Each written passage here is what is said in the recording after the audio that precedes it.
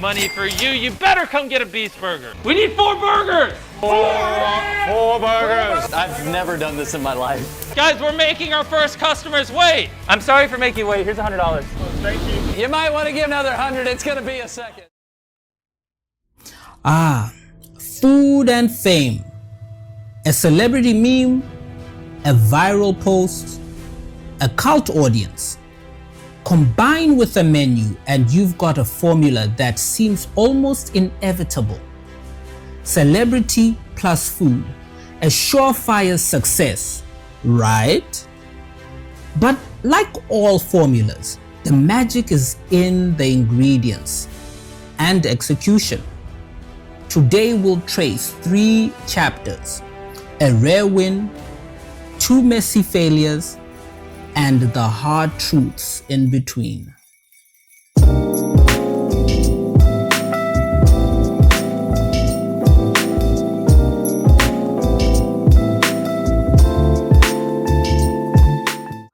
Let's begin with Travis Scott. Not as a rapper, but as a food architect.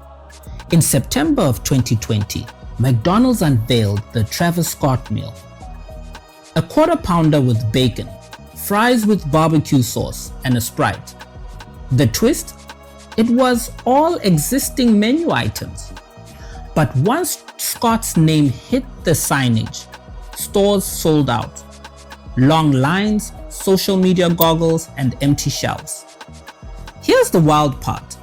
McDonald's same-store sales in the US reversed from a pandemic slump to a quarterly growth. Travis didn't invent new ingredients. He changed the narrative, and that narrative became currency.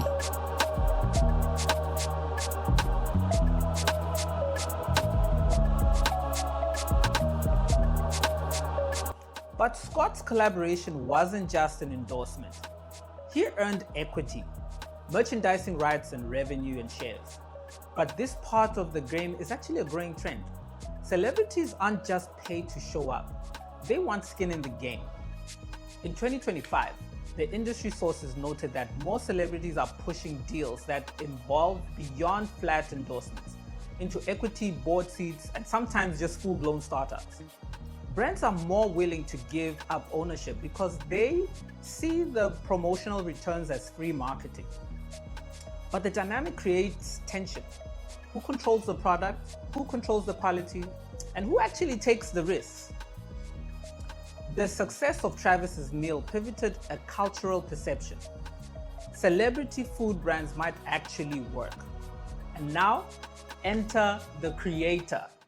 This is the largest slice of pizza in the entire world. Look how long it is. Jimmy Donaldson, aka MrBeast, already had one of the most loyal followings online.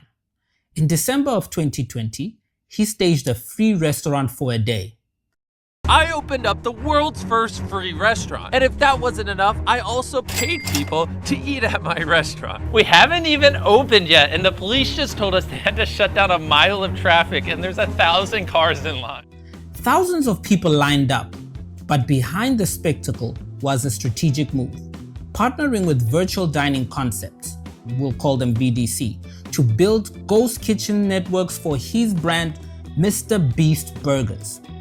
In one stroke, Donaldson turned underutilized kitchens across America into franchise nodes under his brand.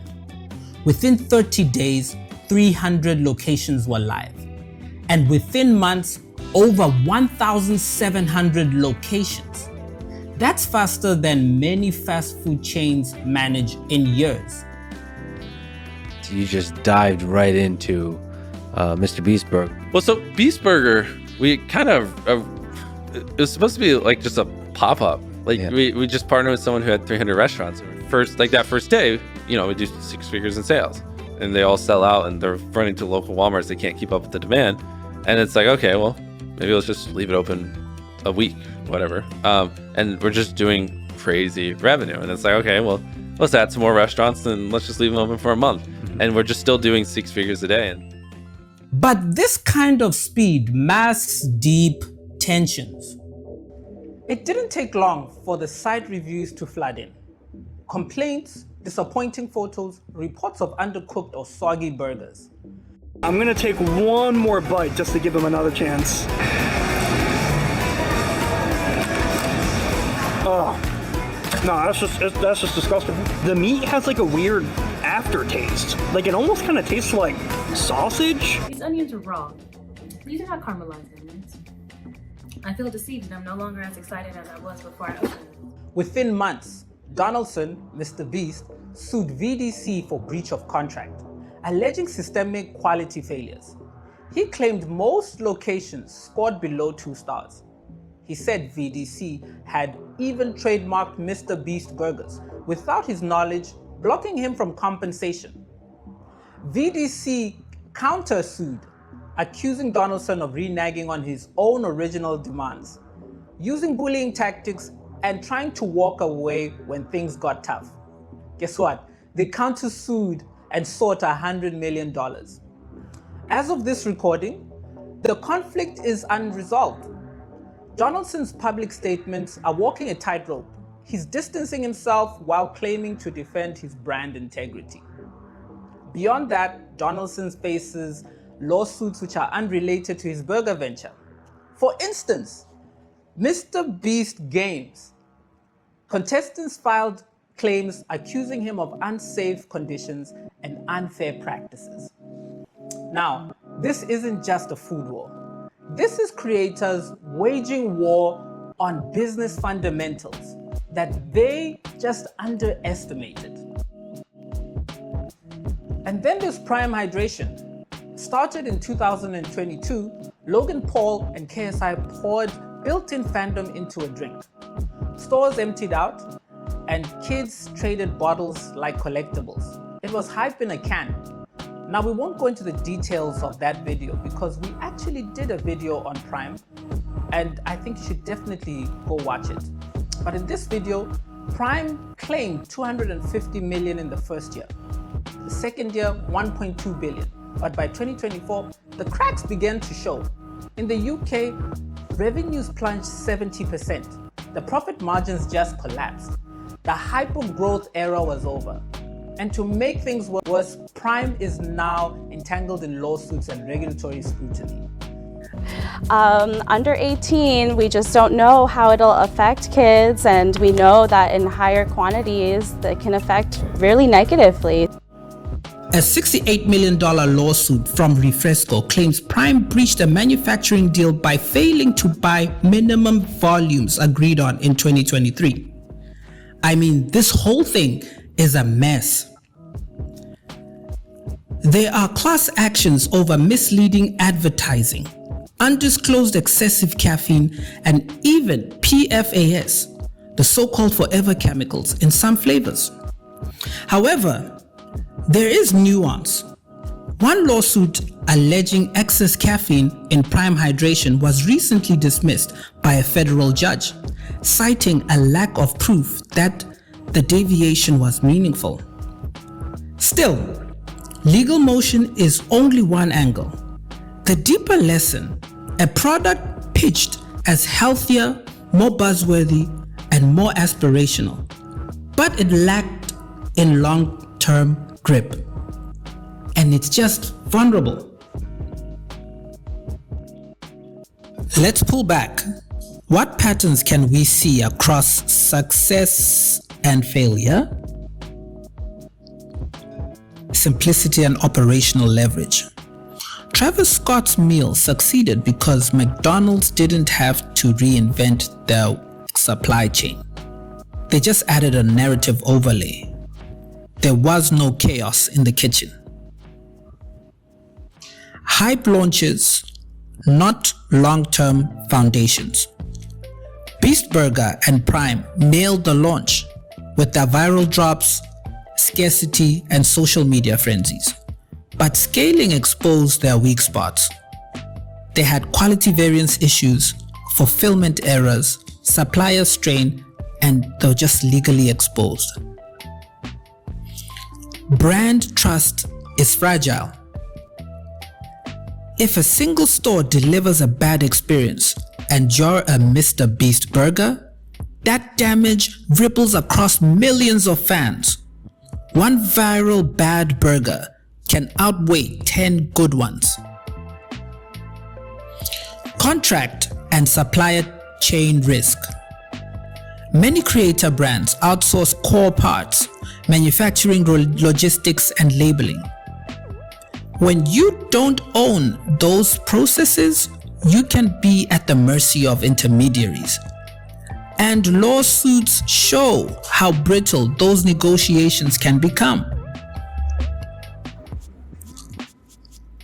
The equity gamble and control tensions. Many creators push ownership and decision power.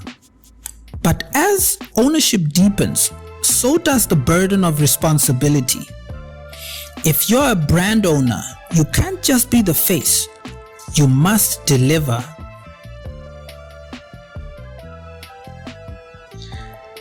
Cultural narrative must evolve. Hype is temporal. Fans shift and partnerships drift. The brand that last are the ones that evolve. Embedded meaning and invest in experience, not just images. So one needs to adapt, or the brand just simply dies. So in closing, what do we make of all of this? Celebrity plus food is seductive. It promises instant scale, cultural relevance, and the allure of a large audience. But the truth is, in the world of burgers and energy drinks, it's not the name that sustains you. It's the taste, the reliability, and the trust you build every day. So if you're a creator and you're thinking of creating a food brand, don't bet everything on hype. Start with substance and hope your star power gives you enough runway to prove it. I'm Mukembe Norris, and this has been another episode of Farm to Feast. Catch you on the next one. If you like our content and you like what we talk about, I'd like you to press the subscribe button and like our videos. This helps us, work with the algorithm and get more of our content out there. And then also let me know what stories you'd want me to cover, what food stories. Farm to Feast is a channel where we focus on food, the food we eat, the people that make it, and just policy and everything in and around food. This is what we're trying to do. We're trying to build a community that does that. So I thank you for everyone who supported us so far, and thank you. See you on the next one.